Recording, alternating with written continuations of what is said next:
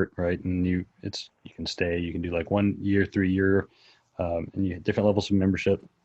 And then you join, and then you're a member. You get on the mailing list, and there's Facebook pages in different regions all over the country. You'll get a backcountry beat.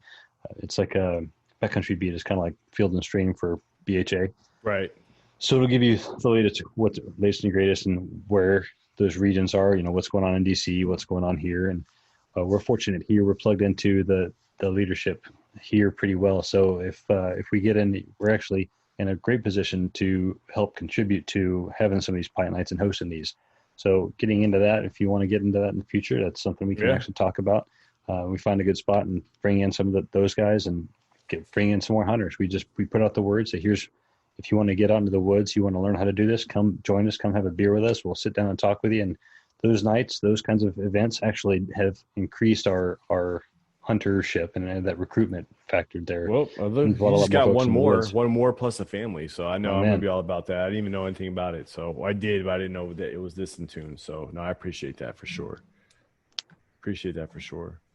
But next episode, what are we getting into? Are we going to get into your recap of your pre-cap of your elk? What are we doing? What do you want to do? The next episode will be a few days into the hunt. We'll probably come back out into downtown Bozeman to refit at some point. Oh Lord, we're gonna do the Zoom during your hunt. Yeah, buddy. And maybe look, if we can get reception out there on the mountain, absolutely, we can make that work too. Oh man. So we'll see what we can do. I hope to have at least gotten into some elk or found some, and then also put an antelope in the coolers too. That's crazy. So, what is that over your right shoulder? Oh man, what is that? That is a blessing and a curse. So that right there is the very first deer I ever killed.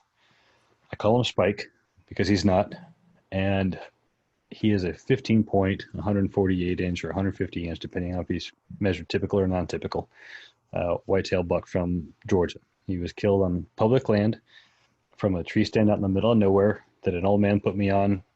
One day he said, "Hey, try this spot." He says, "Go out and hunt here." I saw a big buck out there, a week ago, and I hadn't hunted that part of the property at all at that point.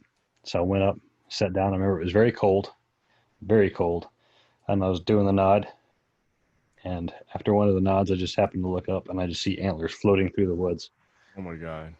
What did you shoot him with? I had my dad's Remington 280 or 7mm Express on 780L. Nice.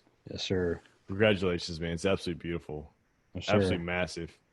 Oh, the taxidermist did me a disservice. He made him look a little bit wider than he was. I think he was 140 on the hoof, but that's about what we measured him at. So it was good. Nice. Oh.